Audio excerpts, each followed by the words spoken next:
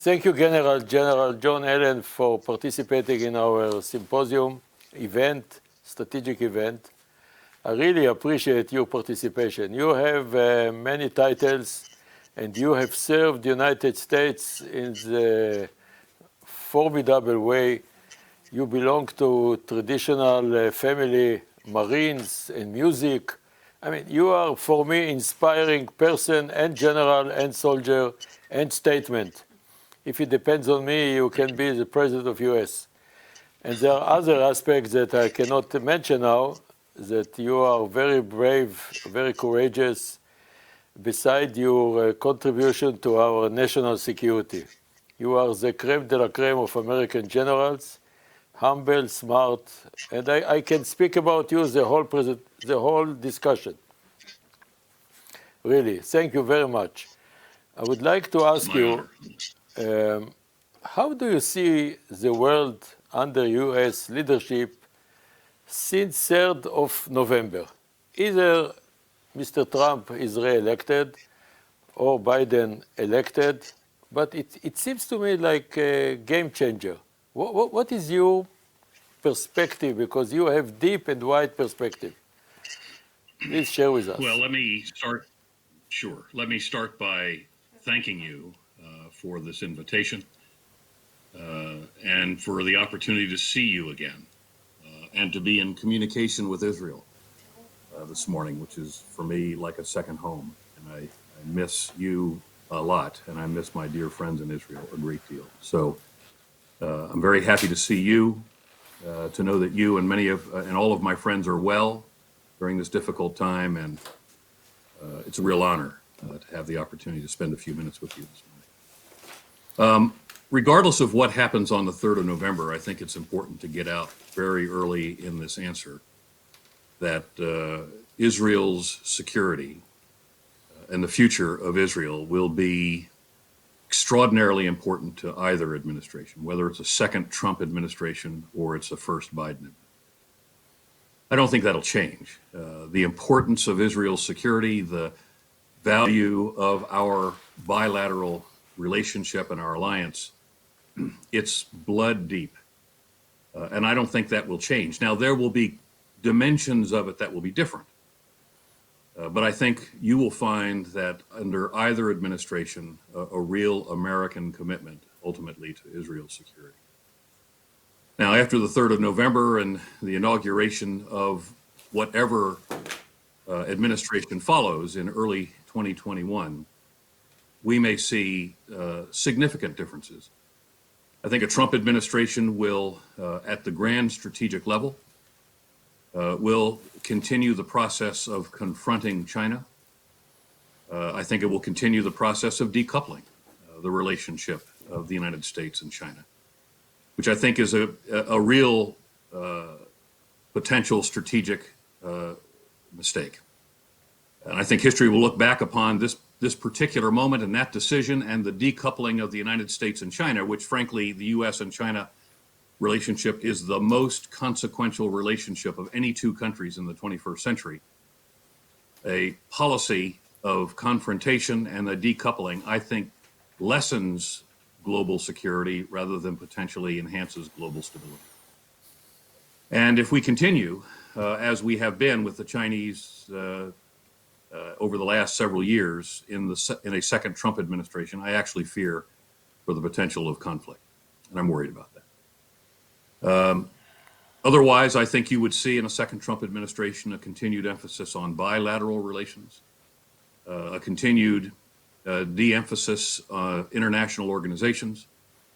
I think the traditional sense of the global community of nations that the United States, with Israel's support and many other countries, was able to cobble together to create many, many years of broad peace and economic prosperity. I think we will see that continue to deteriorate. So I worry about that. We, of course, are suffering terribly under the COVID crisis in the United States. It has been a major blow to our economy. And where before we may have had options and certain aspects of discretion with respect to U.S. overseas presence, et cetera, recovering our economy in the aftermath of the onset of the COVID crisis for the United States is going, I think, to limit both administrations in our options overseas. I think that a Biden administration will seek to reinforce what's left of the global community of nations based on a rules-based system. I think it will seek to preserve it, potentially to reinvigorate it. I think you'll see under a Biden administration emphasis on international organizations, a re-emphasis on the U.S. role within the United Nations. But I don't think that you'll see a particular change with respect to U.S. relationships in the Middle East and in North Africa. You know, clearly the United States has long-term security interests, national interests in both areas, not the least of which, of course, regardless of the administration, is a long-term American commitment to Israel's security and its stability, and of course, by extension, the Jewish people. But I do believe that there will be a continued U.S. presence in the Middle East with some changes based on how policy may evolve in either administration for the duration of either of the two follow-on administrations, whether it's a second Trump administration or a Biden administration.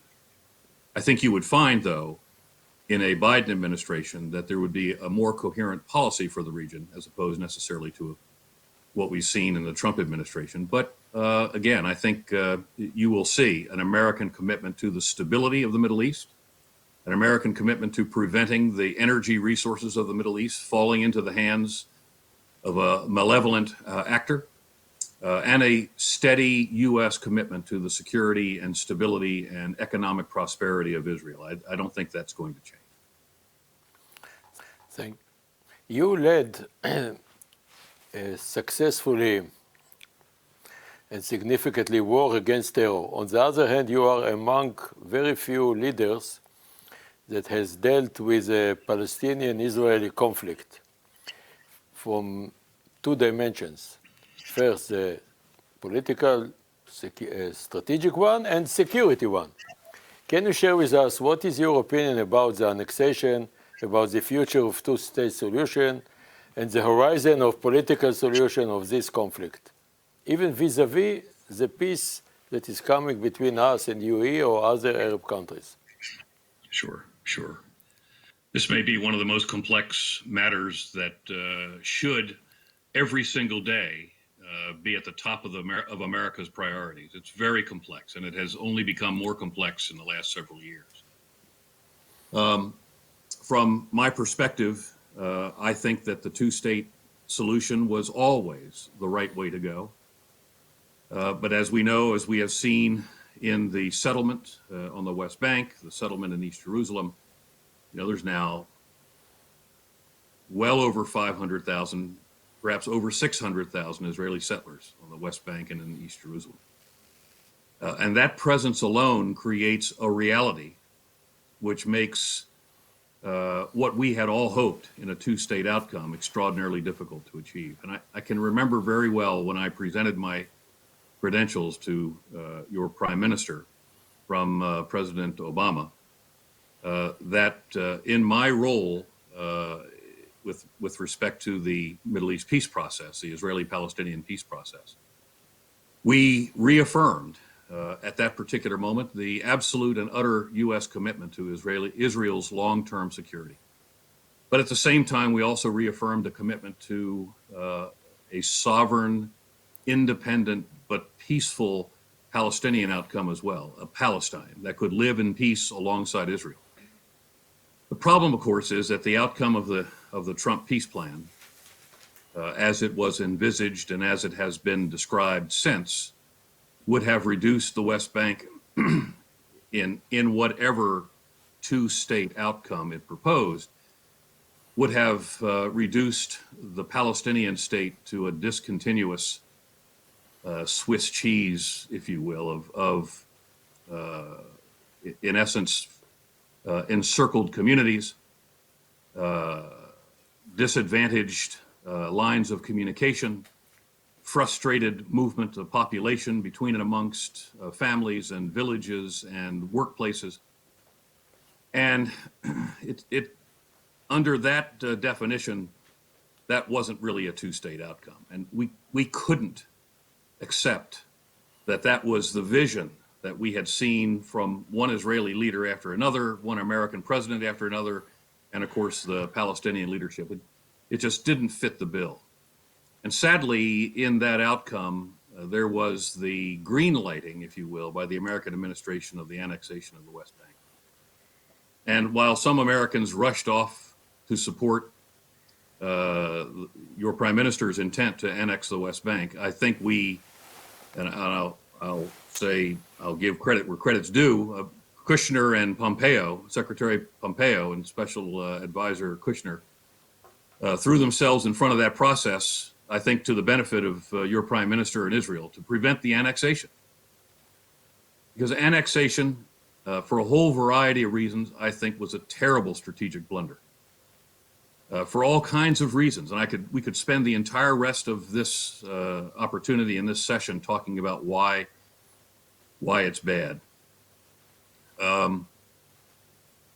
Happily, the recent decision by the UAE, which I think was a courageous decision by Mohammed bin Zayed, to normalize relations with Israel, provided the opportunity for the Israeli government to remove the gun from its own head of annexation.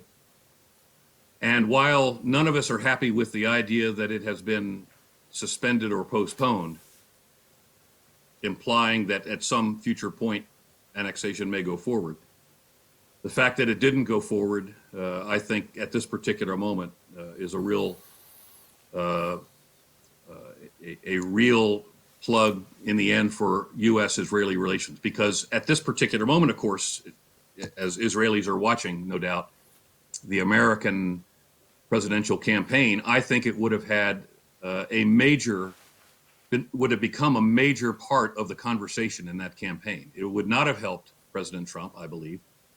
And I think it would have helped the presumptive Democratic candidate, Vice President Biden, because that would have become a major issue. And I think that timing would have been terrible for Israel. So whatever was necessary and whatever occurred that ultimately took annexation off the table, which I hope is permanent, but may not be, I think that worked to the advantage of all parties, the current administration, to Israel's advantage, and frankly, the UAE gets credit for having created a relationship with Israel that prevented that from happening.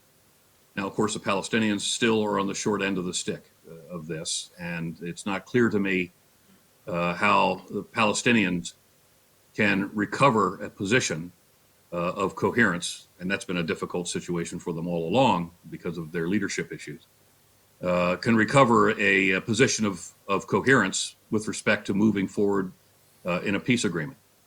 But the Palestine of the two-state solution from the Trump plan was not a viable state. And the Palestinians, of course, had been pressured by this administration in a variety of ways to the point where they had ultimately removed themselves from the conversation. But I think that there's real potential for the UAE agreement in, if you will, creating opportunities for other Arab states to move out of the shadows of the relationships that they have very quietly forged with Israel for many years, to begin the process of a broader set of normalized relationships. Now, I'm very attentive to the Arab Peace Initiative of the early 2000s, which carried the promise, if there was a peace agreement between Israel and the Palestinian people and the creation of a two-state outcome with a viable Palestine living in peace with Israel, I'm very attentive to the real potential for the political and economic advantages of the normalization that would have come from the Arab Peace Initiative. I don't think, as I've watched this unfold, and much still needs to be developed in this UAE-Israel development. I don't think that the UAE's initiative in this regard creates a hole in the logic of the Arab peace initiative. But I think it does create opportunities for Arab states to have relationships with Israel, which in the end can perhaps work towards the benefit of the Palestinians, although that's hard to see right now as the Palestinians attempt to consider in what position they're now left when one of the most prominent of the Arab states of the region has chosen to create a formal relationship with Israel. I think that's a good thing in the end. I think that those two, the two states of Israel and the UAE, share many of the same, if you will, visions of the world situation. Certainly, they share a similar view of Iran. Certainly, they share a similar relationship with the United States. And I think that the outcome for the UAE of this move positions it very well in the context of a second Trump administration, but also very well in the potential context of a Biden administration to continue as a leader in the Arab world, but also an ally in the process, not just of trying to solve the issue of the Israeli-Palestinian situation, but also an ally in the continued pressure that we have to bring to bear on Iran. So I worry. I should have said this at the beginning. I worry about the future of a two-state outcome. Under the Trump administration and under that plan, the Palestine that would have emerged is not a viable state. So the question becomes, in the end, do we pivot off of what for me has always been a lifelong vision of a two-state outcome, a secure Israel living in peace next to an independent and sovereign and peaceful Palestine? Or do we pivot to the idea of a binational state? And that's quite controversial. And it probably, again, because of the complexities of that conversation, exceeds the time limit that we have almost to talk about this today. But in the end, a viable binational state has got to enfranchise the Palestinians. And I don't know that Israel has the political will or the political stomach to enfranchise the Palestinians on the one side. On the other side, on the Palestinian side, I don't know that that they are willing to disabuse themselves of generations of nearly relentless hostility, at least in their rhetoric, towards the Israeli people and the Jewish people. And I think that there's a really important point here, and that is we have seen important moves at the grassroots level between Israeli citizens and Palestinians to try to create a long-term relationship, which could be the beginnings of a conversation about a binational state where the Palestinians are enfranchised with the same rights as Israeli citizens. That's a very polarizing political conversation right now. But if the two-state outcome really is off the table, and I hope it isn't, but I have difficulty seeing a way clear to it today, then that second conversation has to occur. And a binational relationship with the Palestinians and the Israeli citizens of today that does not provide them full citizenship or full rights under a binational state, I think that's a recipe for a long-term strategic problem for Israel. And I think I don't need to use the words, but I think it's going to be a long-term problem of a large population that is not enfranchised the way a smaller population could conceivably be in a larger Israel. Well, I'll stop there. Again, this is a very complex conversation that we could have that could fill this entire session. General, the last question is about Iran. Based on your long experience, what are your recommendations to Israel and to you, United States of America? How can we tackle the Iranian threat, the nuclear, the regional threat, the terror, the ballistic, and so on? What are your recommendations or advices to us and to U.S.? Well, Iran continues to be the single greatest destabilizing factor of the Middle East. But it comes in two forms, really. The one is the one that actually almost you and I dealt with both of them, actually. But the one, of course, is the pervasive presence of Iran as a basis for the radicalization of elements of the population in the Middle East. And from that radicalization, the creation of terror organizations and terrorist capabilities. It destabilizes and has worked to destabilize the Sunni Arab states in the region. It has been behind some of the jihadist activities.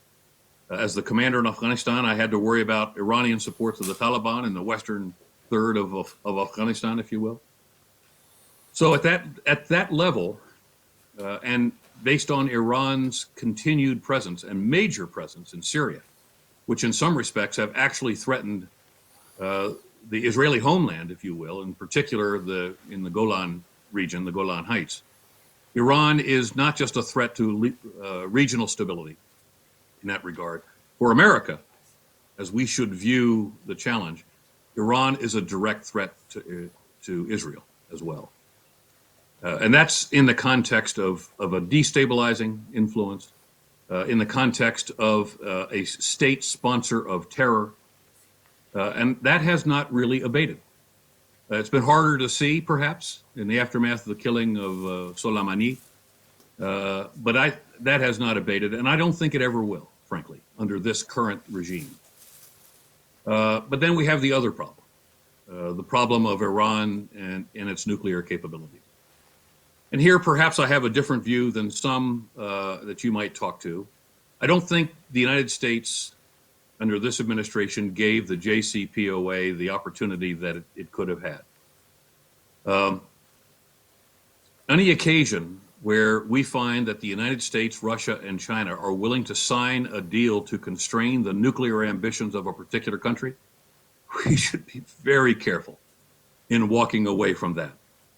And I think the fact that the United States did, and the disarray that ultimately created in the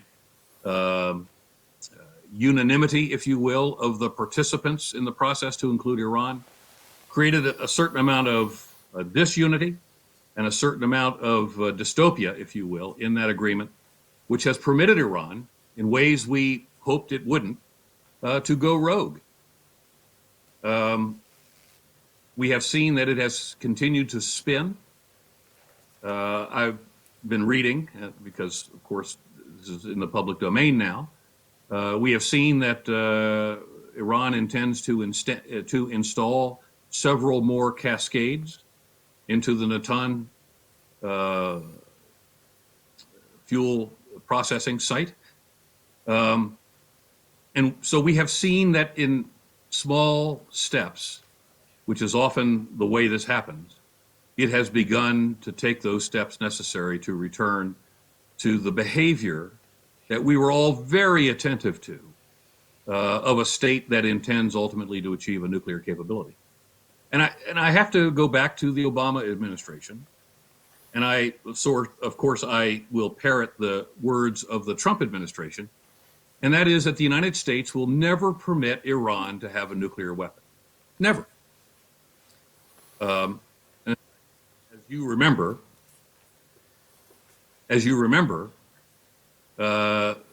we've gone to great lengths to be prepared to prevent Iran from having that nuclear weapon. And we've talked about what those lengths are. So Iran, I think, has a choice. Under a Trump administration, they're not going to get a nuclear weapon. And with the Biden administration probably reflecting the policy intentions of the Obama administration, they're not going to get a nuclear weapon. And the United States, if it must, has the capacity to move unilaterally and robustly to deny Iran that capability. So Iran's going to have to make a decision. And if the JCPOA has in essence become diplomatically and politically irrelevant, Iran needs to ask itself the question as it moves forward. Is it going to take those steps that put it on a pathway to achieving both a full nuclear fuel cycle for the fissile material necessary for the nuclear weapons and the missile technology to deliver those systems? Is it going to put itself on a road which, completely apart from our diplomatic relationships and apart from the will and the desires of Russia and China, is going to put itself on a road where the United States, on behalf of regional civility, on behalf of the Non-Proliferation Treaty, on behalf of Israel's security, ultimately has to act unilaterally with the full might of its military capabilities, ultimately to take that capability out of the Iranian hands. And I can tell you, the United States has that capability. And whether it's a Trump administration or a Biden administration, Iran needs to be extraordinarily careful about going down that road and exhibiting behavior that would ultimately point directly to its intent to break out of the JCPOA, to develop nuclear weapons, because the direct security of Israel for us is instantly an issue. And I believe that the United States under either administration will act decisively to prevent that from happening. Now, do we want to go to war over that issue? You know, the Israelis have a wonderful term: just follow the dialogue of the targets. I don't think that we would seek a regime change if we had to deal with this issue. That's a decision that would be made in another building that I'm not sitting in and probably won't ever sit in. But that's a different decision than preventing them from having the capability. So we, as a region, as the United States continues its relationship in the region, we have to do what we can for our friends to provide them with the capacity to secure themselves from Iran's continued destabilizing behavior and terrorist threat. We have to have that kind of a long-term relationship. But we must also, if necessary, be prepared to act to prevent Iran from having a nuclear weapon. That is an unthinkable outcome in that region. And we, as the United States, in very close consultation and partnership with Israel, have to be prepared. And we would not propose to take Israel to war on this issue. We do this, we're doing this. And it's not about ultimately committing Israel into a conflict. This is about the United States policy, which has been under the last two administrations, and probably in the next administration, that Iran will never be permitted to have a nuclear weapon. Yeah, I would like to thank you from the bottom of my heart. With you, I can talk 3 years since now, but unfortunately, we need to end. Honor. So I would like to thank you from the bottom of my heart. Thank you very much, and I hope to see you soon. I really miss you. I hope to see you in Israel, Amos. Wherever. Wherever. Thank God you bless very Thank much. you.